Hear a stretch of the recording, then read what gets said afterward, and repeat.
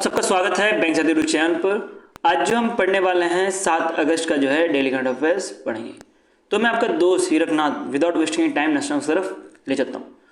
तो national affairs के पहले इसके बारे में बात करें तो प्राइम मिनिस्टर नरेंद्र मोदी जी जो थे वो अभी वाराणसी विजिट में थे। तो जब वाराणसी विजिट में गए थे तो इन्होंने बहुत सारे स्टेप्स लिए थे, बट उसमें से जो एग्जाम के लिए इंपॉर्टेंट है उसको हम कवर करते हैं। ठीक है, तो जब प्राइम मिनिस्टर नरेंद्र मोदी जी जब वाराणसी में गए थे तो इन्होंने 20 इंस्टॉलमेंट ऑफ प्रधानमंत्री किसान सम्मान निधि स्कीम के अंतर्गत जो है लॉन्च किया था। ठीक है, तो ये आपको पता होगा पीएम किसान के बारे में, जिसके अंतर्गत जो है 6,000 रुपये करके जो है फार्मर्स को दिए जाते हैं हर साल। ठीक है, और 2,000 रुपये करके जो है पर क्वार्टर दिया जाता है। 4-4 महीने में जो है 2-2 हज़ार रुपये करके दिए जाते हैं। तो ये 2,000 रुपये देने के लिए जो है हर 4 महीने में जो है इंस्टॉलमेंट निकाली जाती है। तो पिछली बार जो निकाली गई थी 19 इंस्टॉलमेंट, वो आपको मिलेगा फेब के महीने में निकाली गई थी। और अभी के टाइम पे बात करें 4 महीने छोड़ दे तो उसके बाद जो है जून के महीने में निकालनी चाहिए थी, बट गवर्नमेंट ने जो 20 इंस्टॉलमेंट है वो मिलेगा आपको 2 अगस्त 2025 में निकाली गई है। ठीक है, कितनी निकाली गई है? टोटल 20,500 करोड़ रुपए जो है दी गई है। ठीक है, और बोला गया कि इसके अंतर्गत जो है 9.7 करोड़ फार्मर्स को जो बेनिफिट होने वाला है अंडर डीबीटी, मतलब डायरेक्ट बेनिफिट ट्रांसफर के अंतर्गत दी जाएंगी। तो इसके वजह से जो है जो फार्मर है वो 6,000 रुपये जो है पर ईयर करके उसको मिलेंगे। और ये पूरा का पूरा जो भी फंडिंग है ये गवर्नमेंट ऑफ इंडिया से ही फंड रहने वाला है। इसका मतलब क्या हुआ, सेंट्रल गवर्नमेंट इसको प्रॉपर फंड करेंगी। और डायरेक्ट बेनिफिट ट्रांसफर के अंतर्गत जो भी पैसा है वो पहले क्या रहता था कि किसी थर्ड पार्टी को दे दिया या तो किसी गवर्नमेंट ऑफिशियल को दे दिया, उसको बोला कि आप नीचे बांटो। ठीक है, तो वो सारी चीज़ें रहती थी, बट उसको हटा के अभी डीबीटी आ चुका है। इसके से जो भी पैसा है वो सारा का सारा जो है डायरेक्टली फार्मर अकाउंट में चले जाता है। इसके से फार्मर भी खुश, और जो बीच में जो घपला हो रहता था, करप्शन रहता था, वो सारा नहीं होगा अब से। ठीक है, तो डीबीटी के बारे में आपको ऑलरेडी पता ही होगा इसके बारे में, तो इसके बारे में ज़्यादा एक्सप्लेनेशन देने की जरूरत है नहीं। अब बात करते हैं जो ये 9.7 करोड़ फार्मर्स हैं, इसमें भी आपको मिलेंगे वो फार्मर जो कि स्मॉल एंड मार्जिनल फार्मर्स हैं, वो सारे के सारे। अब स्मॉल एंड मार्जिनल फार्मर्स का मतलब क्या हुआ? स्मॉल फार्मर जिसके पास भी 1 हेक्टेयर से कम लैंड है उसको स्मॉल फार्मर्स के अंतर्गत इंक्लूड किया जाता है। और marginal farmers are those farmers, एक मिनट, जो मार्जिनल फार्मर्स जो है वो 1 हेक्टेयर से कम लैंड होता है उनको बोला जाता है। और जो स्मॉल फार्मर्स वो होते हैं जो कि 1 हेक्टेयर से 2 हेक्टेयर के बीच में जिनके पास भी लैंड होता है उनको बोला जाता है। अगर 90 इंस्टॉलमेंट की बात करें, मैंने आपको ऑलरेडी बताया कि फरवरी में लॉन्च किया गया था। ठीक है, 90 इंस्टॉलमेंट रिलीज किया गया जिसके अंतर्गत 22,000 करोड़ रुपए दिए गए थे, और बोला गया था कि ये बेनिफिट करने वाला है 9.8 करोड़ को लोगों को। इसको बिहार में लॉन्च किया गया था 90 इंस्टॉलमेंट, और उसके बाद जो है अब 20 इंस्टॉलमेंट 4 महीने से ज़्यादा के बाद 2 अगस्त 2025 में लॉन्च किया गया है। अगर बात करें टोटल अब तक कितने जो है 90 इंस्टॉलमेंट तक जो है टोटल डिसबर्समेंट कितना किया गया है, वो भी आपको थोड़ा ध्यान देना है। 3.69 लाख करोड़ रुपए जो है अब तक डिसबर्स किया गया है सेंट्रल गवर्नमेंट के द्वारा। ये भी थोड़ा एक पॉइंट इंपॉर्टेंट है, इसको भी थोड़ा ध्यान देते हुए चलना। ठीक है, एग्जाम में ये भी पूछा जा सकता है। नेक्स्ट चलता है, नेक्स्ट आ रहा है मिनिस्ट्री ऑफ माइंस ने लॉन्च किया है 7 institute as a centre of excellence. किस वजह से? कि जो क्रिटिकल मिनरल्स हैं उनका जो R&D है वो बूस्ट किया जा सके, और इसको लॉन्च किया गया under the national critical mineral mission के अंतर्गत। क्रिटिकल मिनरल्स जैसे कि ग्रेफाइट हो गया, कोबाल्ट हो गया, निकल्स हो गए, ये सारे जो है क्रिटिकल मिनरल्स आते हैं जो मोस्टली हेल्प करता है clean energy, defence, electronics, different चीज़ों के लिए जो है बहुत ज़्यादा इंपॉर्टेंट मिनरल होता है। तो इसको बूस्ट करने के लिए, इसका R&D करने के लिए जो है टोटल 7 सेंटर ऑफ एक्सीलेंस बनाए गए हैं। अब सेंटर ऑफ एक्सीलेंस का मतलब क्या हुआ? ये एक तरह से हब की तरह काम करेगा। ठीक है, ये हब और स्पोक मॉडल में काम करता है। तो सेंटर ऑफ एक्सीलेंस जो है हब की तरह काम करेगा, जो कि एक तरह से मान सकते हो कि जैसे नाम से ही काम पता लगता है। तो ये जो है सेंटर है, ठीक है, एक बहुत सारे इंस्टीट्यूट्स का एक सेंटर रहने वाला है जो कि एक स्पेसिफिक R&D में ही काम करेगा क्रिटिकल मिनरल्स पे। और ये जो है बाद में जो स्पोक मॉडल रहता है, हब और स्पोक मॉडल के अंतर्गत हब जो है वो रहेगा हमारा सेंटर ऑफ एक्सीलेंस, और उसके नीचे जितने भी आपको इंस्टीट्यूट्स मिलने वाले हैं वो सारे मिलेंगे स्पोक। उनको जो है सिखाया जाएगा कैसे जो है आपको R&D करनी है, ये सारी चीज़ें जो है सिखाई जाएगी। तो टोटल जो 7 जो इंस्टीट्यूट बने हैं as a centre of excellence, उसमें से आपको 4 IITs मिलने वाली है और 3 जो है R&D लैब मिलने वाली है। 4 IITs कौन कौन से? IIT मुंबई हो गया, IIT जो धनबाद है झारखंड, IIT हैदराबाद, IIT रुड़की जो कि आपको उत्तराखंड में मिलने वाला है। ठीक है, IIT रुड़की उत्तराखंड, IIT हैदराबाद याद रखना, IIT मुंबई और IIT धनबाद जो झारखंड में। तो 4 जो है IITs इसको as a centre of excellence बनाया जाएगा। और इसके आसपास जो भी ये IITs रहेंगे, इनके आसपास जो भी इनके स्टेट में या तो इनके आसपास जो भी इंस्टीट्यूट या तो जो कॉलेज रहेगा या कोई भी जो भी देख सकते हो कि इंस्टीट्यूट, या तो गवर्नमेंट इंस्टीट्यूट हो सकता है, ठीक है, ऐसा नहीं है कि सिर्फ कॉलेज ही, गवर्नमेंट इंस्टीट्यूट हो सकता है, या तो कुछ ऑर्गेनाइजेशन हो सकता है। तो वो सबको जो है एक तरह से सिखाने का काम करेंगे कैसे जो आपको R&D करना है इन क्रिटिकल मिनरल। और ऐसे 3 R&D लैब्स भी बनाए जाएंगे, ठीक है, जो कि ऐसे सेंटर एक्सीलेंस का काम करेंगे, जैसे कि CSIR मतलब क्या हुआ, काउंसिल, CSIR एक्चुअली मैं इसका फुल फॉर्म में खुद ही भूल गया हूँ। CSIR का फुल फॉर्म क्या है, council of scientific and industrial research. तो इसमें आपको डिफरेंट डिपार्टमेंट मिलेंगे। तो उसमें से जो भुवनेश्वर है उधर एक बनाया गया है as a centre of excellence, एक झारखंड में बनाया गया है, और तीसरा आपको हैदराबाद में मिलेगा, ठीक है। तो 3 तरह के जो सेंटर ऑफ एक्सीलेंस मिले गए हैं, और ये 3 तरह के सेंटर ऑफ एक्सीलेंस का फुल फॉर्म आपको यहाँ पे नीचे मिल जाएगा, ठीक है। अगर बात करें कि क्या काम करने वाला, जैसे मैं आपको ऑलरेडी बताया, क्रिटिकल मिनरल में जो है इनका मेन फोकस रहने वाला है, और R&D में रहेगा। और ये hub and spoke model use करेंगे, जिसमें हर एक जो सेंटर ऑफ एक्सीलेंस है उसमें एक हब रहेंगे, और मिनिमम 2 इंडस्ट्री और 2 एकेडमिक R&D पार्टनर्स रहने ही पड़ेंगे। एकेडमिक R&D पार्टनर जैसे कि मान सकते हो कि कोई IIT हो गया, ठीक है, इसके नीचे कोई IIT हो गया, या तो कोई कॉलेज हो गया, NITs हो गई, तो ये सारी चीज़ें हो सकती है। और मिनिमम 2 इंडस्ट्री रहने के लिए भी बोला गया है। तो ये जो लाइन है ये इंपॉर्टेंट लाइन है, इसको थोड़ा ध्यान देते हुए चलना। ये पूरा का फंडिंग जो है वो की जाएंगी बाय गवर्नमेंट का जो R&D स्कीम है उसके अंतर्गत। इसके साथ ही जो इंडस्ट्री है, वेंचर कैपिटल है, सबसे जो है पैसे उठाए जाएंगे, और उधर से वो पैसे के यूज़ करते हुए जो है ये R&D जो है की जाएंगी क्रिटिकल मिनरल पर, ठीक है। अगर क्रिटिकल मिनरल के बारे में बात करें, टोटल गवर्नमेंट ऑफ इंडिया की तरफ से जो मिनिस्ट्री ऑफ माइंस है उसके हिसाब से टोटल 30 हमारे पास अब तक मिनरल है, और जो 24 ऐसे मिनरल है जो कि अब तक इनकॉपरेटिव है। कुछ मिनरल्स के नाम जैसे मैंने ऑलरेडी बताया, जैसे निकल हो गया, कोबाल्ट हो गया, लिथियम हो गया, ग्रेफाइट हो गया, और जेनेनियम हो गया। तो ये सारे जो भी आपको दिख रहे होंगे, ये सारे आपको दिख रहे होंगे मिनरल, क्रिटिकल मिनरल, तो ये सारे अब तक जो है हमारे इंडिया में है भी, तो फिर इनको ढूंढने के लिए भी मुश्किल पड़ रहा है। तो इनके ऊपर प्रॉपर एक रिसर्च करने के लिए बोला गया है बाय मिनिस्ट्री ऑफ मिनरल के द्वारा और मिनिस्ट्री ऑफ माइंस के द्वारा। और बात करें कि ये सारे क्या क्या बेनिफिट करते हैं, जो क्रिटिकल मिनरल है ये बहुत हेल्पफुल रहता है ईवी सेक्टर्स के लिए। जैसे आपको पता होगा लिथियम आयन बैटरी के बारे में, तो वो ईवी सेक्टर के लिए बहुत हेल्पफुल रहेगा। उसके बाद बाकी डिफेंस, स्पेस, इलेक्ट्रॉनिक्स, ये सब में जो है बहुत ज़्यादा हेल्पफुल रहता है क्रिटिकल मिनरल।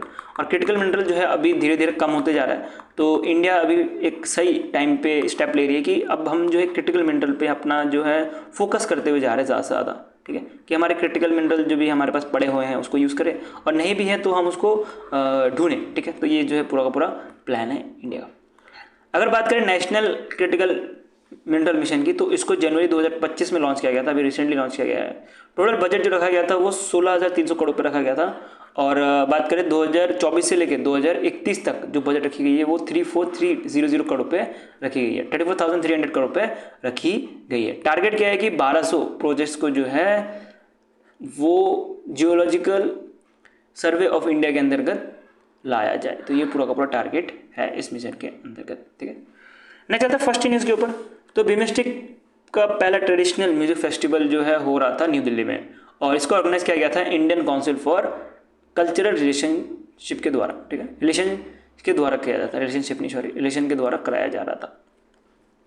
अगर बिमस्टेक का फुल फॉर्म देखोगे तो आपको मिलेगा Bengal initiative for multi sectoral technology and economic cooperation, BIMSTEC. इसका मतलब इसको आप शॉर्ट में समझ सकते हो कि जो हमारा साउथ ईस्ट रीजन है उसके जितने भी कंट्रीज है सारे इसके अंतर्गत इंक्लूड है। जैसे कि हो गया इंडिया हो गया, भूटान हो गया, फिर Bangladesh, Myanmar, Nepal, Sri Lanka, Thailand. India के आसपास जितने भी कंट्रीज हैं सारे ही इसमें इंक्लूड है एज अ बिमस्टेक कंट्री के तौर पे, ठीक है। तो मोस्टली इनका जो साउथ ईस्ट रीजन है उसमें फोकस रहता है, और अपना जो कल्चरल फोक डांस है, फोक म्यूजिक है, फोक डांस नहीं सॉरी फोक डांस नहीं, फोक म्यूजिक की बात कर रहा हूँ मैं। फोक म्यूजिक जैसे कि आप मान सकते हो क्लासिकल म्यूजिक हो गया, ये सारे म्यूजिक को जो है दर्शाया जाएगा हमारे इंडिया की तरफ से। वैसे बांग्लादेश में भी कुछ ना कुछ डांस या तो जो म्यूजिक होगा उसको दिखाया जाएगा, वैसे ही जो श्रीलंका में जो है कुछ ना कुछ म्यूजिक होगा उसको दिखाया जाएगा अंडर दिस म्यूजिक फेस्टिवल। कुछ थीम है इसके अंतर्गत जो कि इंपॉर्टेंट है, आपको ये थीम जो है एग्जैक्ट याद रख लेना है। 7 नेशन 1 मेलेडी, ये जो है थीम रखा गया है। तो ये 7 नेशन 1 मेलेडी जो है आपको इंडिया में जो है अभी ऑर्गेनाइज किया गया था। तो अभी इंडिया की तरफ से जो है ये पहली बार जो है जो भी इन्होंने मेलेडी दी रहेंगी वही जो है 7 नेशन को फॉलो करना रहेगा, ठीक है। तो ये समझ गए होंगे क्या है ये चीज़। और सिंपल सा न्यूज़ है, इसमें इतना डीप में जाने की इतना ज़रूरत भी नहीं है, क्योंकि बात करें कि एक तो ये ट्रेडिशनल म्यूज़िक फेस्टिवल जो ऐसे जो न्यूज़ रहते हैं, यहाँ से क्वेश्चन पूछने जाने के बहुत कम चांस होते हैं। अगर ये मेन ईयरली मीटिंग होता है बेमिस्टिक का, तो वहाँ से क्वेश्चन पूछने के चांसेस बहुत ज़्यादा होता है, और जो भी क्वेश्चन पूछे जा सकते हैं वो मैंने आपको ऑलरेडी यहीं पे प्रोवाइड कर दिया गया है, ठीक है। तो यहीं से इतना पढ़ लेना बहुत है। नहीं चलते, नेक्स्ट आ रहा है, इंडिया का पहला आर्चरी लीग हो रहा है। इंडिया का पहला आर्चरी लीग हो रहा है। ये जो लीग है, ये एग्जांपल ले सकते हो जैसे कि आईपीएल है, ठीक है। क्रिकेट का आईपीएल होता है जहाँ पे आपको डिफरेंट फ्रेंचाइजीज दिखते हैं, जैसे Chennai super king, Mumbai Indians, फिर आरसीबी, ठीक है। तो जितने भी टीम्स हैं वो खुद एक फ्रेंचाइजी है, ठीक है। कोई ना कोई खरीद के रखा है उनको, और टीम्स जो भी प्लेयर्स हैं उनको भी खरीदना होता है। तो ऐसा सेम चीज़ जो है आर्चरी के लिए भी की जा रही है, और इंडिया का पहला जो आर्चरी लीग जो बनाया जाएगा वो न्यू दिल्ली में जो यमुना स्पोर्ट्स कॉम्प्लेक्स है वो वहाँ पे बनाया जाएगा अक्टूबर 2025 को। तो इसके लिए जो है इनिशिएटिव लिया गया है कि इसको जो है अक्टूबर 2025 को जो है ये बनाना है। तो इसका जो भी ऑक्शन है प्लेयर का, या जो भी टीम खरीदनी है तो वो खरीद दो, और इसके बारे में जो है आर्चरी एसोसिएशन ऑफ इंडिया ने बताया है। मतलब पूरा ऑर्गेनाइजेशन जो है इनके ऊपर ही आने वाला है। जैसे कि आईपीएल के बारे में बात करें तो आईपीएल ऑर्गेनाइज करने का काम बीसीसीआई का रहता है, वैसे सेम चीज़ जो है इंडिया का जो पहला आर्चरी लीग है वो ऑर्गेनाइज करने का काम जो है आर्चरी एसोसिएशन ऑफ इंडिया का रहने वाला है। टोटल 6 टीम्स रहेंगे इसमें, और टोटल 11 दिन लंबा जो है ये गेम चलने वाला है। इसके अंतर्गत आपको इंडिया के ओलंपिक्स, इवन फॉरेन के भी ओलंपिक्स मिलेंगे, और फॉरेन के ओलंपिक्स नहीं, फॉरेन के जो आर्चरीज हैं, जो आर्चरी खेलते हैं वो भी मिलेंगे, और ये टॉप 10 वर्ल्ड रैंक के जो भी प्लेयर्स हैं ये भी यहाँ पे आके कॉम्पिटिशन में भाग लेंगे। अगर बात करें फॉर्मेट, तो आर्चरी में 2 तरह के फॉर्मेट्स बहुत फेमस है। एक तो आपको रिकर्व मिलने वाला और एक कंपाउंड कैटेगरी मिलने वाला। तो दोनों कैटेगरीज में गेम होंगे। अब रिकर्व का मतलब क्या हुआ, ये ट्रेडिशनल जो है, मान सकते हो कि ट्रेडिशनल जो है जो आर्चरी यूज़ की जाती है, जो भी ये यूज़ किया जाता है, तो ये ट्रेडिशनल टाइप में यूज़ किया जाता है। और अभी के टाइम पे आपने मॉडर्न में देखा होगा कि बहुत सारे चीज़ें इंक्लूड हो चुके हैं। एक्चुअली मुझे यहाँ पे इमेज ऐड करनी चाहिए थी ये दोनों की, तो मैं जो पीडीएफ है आपको इमेज प्रोवाइड कर दूँगा जहाँ से आप समझ पाओगे कि क्या डिफरेंस रहता है दोनों के बीच में। जो कंपाउंड वाला है मॉडर्न टेक्नोलॉजी बेस्ड है, तो यहाँ पे एम लगाने के लिए ज़्यादा मेहनत करने की ज़रूरत नहीं पड़ती और स्किल की ज़रूरत नहीं पड़ती, ठीक है। और बात करें रिकर्व में, तो रिकर्व एक ट्रेडिशनल जो आर्चरी है जिसके अंतर्गत जो एम है वो सटीक रहनी चाहिए, और इसमें स्किल की बहुत ज़्यादा ज़रूरत पड़ती है। इसको सपोर्ट किया जा रहा है बाय वर्ल्ड आर्चरी एशिया और ministry of youth affairs and sports के द्वारा, ठीक है। तो ये तीनों के नाम भी आपको याद रख लेने हैं। मैं चलता लॉन्चेस के ऊपर, तो आईडीएफसी बैंक ने पार्टनर किया है इंडिगो एयरलाइंस के साथ, और 2 तरह के क्रेडिट कार्ड लॉन्च किए हैं। 2 तरह के क्रेडिट कार्ड लॉन्च नहीं किए गए, बल्कि 2 तरह एक ही क्रेडिट कार्ड लॉन्च किया गया है, लेकिन दोनों का अलग अलग नेटवर्क रहेगा। एक जो है रुपे बेस्ड है, एक जो है आपको मास्टर कार्ड बेस्ड मिलेगा। इसके बारे में बात करें तो ये क्रेडिट कार्ड का जो है पिन अलग अलग रह सकता है, ठीक है। पिन जो है डिफरेंट रह सकता है क्योंकि डिफरेंट क्रेडिट कार्ड है, लेकिन जो इसका स्टेटमेंट निकलेगा, वो जो क्रेडिट का जो स्टेटमेंट निकलेगा वो एक ही का निकलेगा, ठीक है। सिंगल स्टेटमेंट जो है निकलने वाला है दोनों कार्ड के लिए, और क्रेडिट का लिमिट भी जो है सिंगल ही रहेगा दोनों कार्ड के लिए। तो जब बॉक्स खोलोगे, जो भी बंदा ये कार्ड लेगा, आईडीएफसी फर्स्ट बैंक और आई थिंक यहाँ पे इंडिगो एयरलाइंस की जगह मुझे लॉन्चेस में ये ऐड करना चाहिए था, ठीक है। मैं आपको पीडीएफ में सही कर दूंगा इसको। तो आईडीएफसी फर्स्ट बैंक और फिर इंडिगो एयरलाइंस ने जो है पार्टनर करके Indigo IDFC first dual credit card launch किया गया है, ठीक है। तो ये डुअल क्रेडिट कार्ड क्यों बोला गया वो तो आपको समझ आएगा, वो डुअल नेटवर्क है, एक तो आपको मास्टर कार्ड और एक रुपए मिलने वाला है। और इसके बारे में बात करें तो ये जो है कार्ड ऐसा नहीं कि आप अकेला एक कार्ड ले सकते हो, दोनों का दोनों कार्ड जो है डब्बे के अंदर आएगा, ठीक है। जो भी आपको अगर आपने कार्ड लिया तो ये दोनों का कार्ड जो है आपको एक साथ मिलेगा, ना कि आप एक कार्ड ले सकते हो। अगर इंडिगो के बारे में बात करें तो इंडिगो एक रिवॉर्ड पॉइंट देता है जिसके बारे में ऑलरेडी पढ़ा हुआ है, ब्लू चिप के नाम से। तो ये कार्ड जो फ्रिक्वेंटली ट्रैवल करते हैं एयरलाइंस इंडिगो जैसे, ठीक है, एयरलाइंस यूज़ करते हो, और अगर वो इंडिगो का एयरलाइंस यूज़ करते हैं तो उनको एक ब्लू चिप करके जो है अवार्ड दिया जाएगा। वो ब्लू चिप जो भी अवार्ड रहेगा उसके अंतर्गत जो है उनको फ्री टिकट या तो जो भी फेयर प्राइस है टिकट का उसमें थोड़ा कमी हो सकता है, इवन कुछ फ़ायदा भी मिल सकता है, जैसे कि इंडिगो का जो मील वाउचर है ये सारा कुछ मिल सकता है। तो ये सारा बेनिफिट जो है मिल जाता है अगर ये कार्ड लेंगे तो। नेक्स्ट चलते हैं, नेक्स्ट आ रहा है जनरली ग्रुप और फिर सेंट्रल बैंक ऑफ इंडिया ने लॉन्च किया है जनरली सेंट्रल एक तरह से जो है जॉइंट वेंचर है between central bank of India और जनरली ग्रुप। इसमें जनरली ग्रुप का जो आपको परसेंटेज मिलने वाला है वो 74% मिलेगा और जो सेंट्रल बैंक ऑफ इंडिया है उसका परसेंटेज जो है आपको मिलेगा 26% मिलने वाला है। ठीक है, तो पहले कुछ और नाम रखा गया था और अब कुछ और नाम रखा गया है। तो अभी के टाइम पे ये जो है एक तरह से रीब्रांडिंग की गई है। अगर बात करें, अगर ये लाइफ इंश्योरेंस बेच रहे होंगे तो generally central life insurance company limited के तौर पे जो है बेचेंगे, और अगर जनरल इंश्योरेंस बेच रहे होंगे तो generally general insurance company limited की तरह बेच रहे होंगे। अगर इसके हेडक्वार्टर की बात करें तो इसका हेडक्वार्टर आपको मुंबई महाराष्ट्र में मिलेगा। जनरली सेंट्रल का हेडक्वार्टर मुंबई महाराष्ट्र में मिलने वाला है। और इसके अंतर्गत क्या क्या बेनिफिट करेगा सेंट्रल बैंक ऑफ इंडिया और उसके साथ जो जनरली ग्रुप है उसके बारे में थोड़ा कुछ पढ़ लेते हैं। अगर बात करें जनरली ग्रुप, वो हेल्प करेगा, उनका जो इंश्योरेंस का एक्सपर्टीज है वो देके, और सेंट्रल बैंक के पास जो ब्रांचेज हैं डिफरेंट जगह पे जो भी ब्रांचेस खोले हुए हैं उसके बेस पे जो है सेंट्रल बैंक जो है बेनिफिट करेगा। तो दोनों का जो है विन टू विन सिचुएशन है। अपना जो इंश्योरेंस का जो एक्सपर्टीज है वो जनरल सेंट्रल दे पाएगा, और बात करें जनरली ग्रुप दे पाएगा, और जो सेंट्रल बैंक ऑफ इंडिया वो अपना जो ब्रांच जो बसा हुआ है, इतना बड़ा हुआ जो ब्रांचेज जो इतने पूरे कंट्री में फैला हुआ है, तो उसके हेल्प से जो है अपना जो इंश्योरेंस है वो बेच पाएगा। तो ये जो है दोनों के बीच में पार्टनरशिप करके जो है ये चीज़ की गई है। नेक्स्ट चलते हैं, नेक्स्ट आ रहा है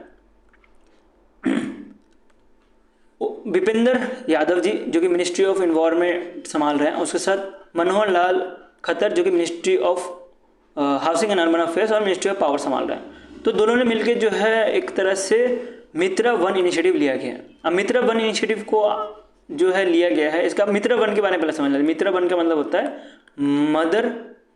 मदर फॉरेस्ट मिलेगा आपको। ठीक है, तो इसको जो है अरेवली हिल्स जो है वहाँ पे लॉन्च किया गुरुग्राम में। ये एक तरह का इनिशिएटिव है जिसके अंतर्गत जो गुरुग्राम है उसका जो फॉरेस्ट है उसको मॉडर्नाइज करने की बात चल रही है, या अर्बन फॉरेस्ट को जो है बनाने की बात चल रही है। ये पार्ट है अंडर दी वन महोत्सव 2025, मतलब वन महोत्सव 2025 के अंतर्गत जो है इसको करवाया गया, क्योंकि ये इवेंट भी हो रहा था जहाँ पे ये लॉन्च किया गया है।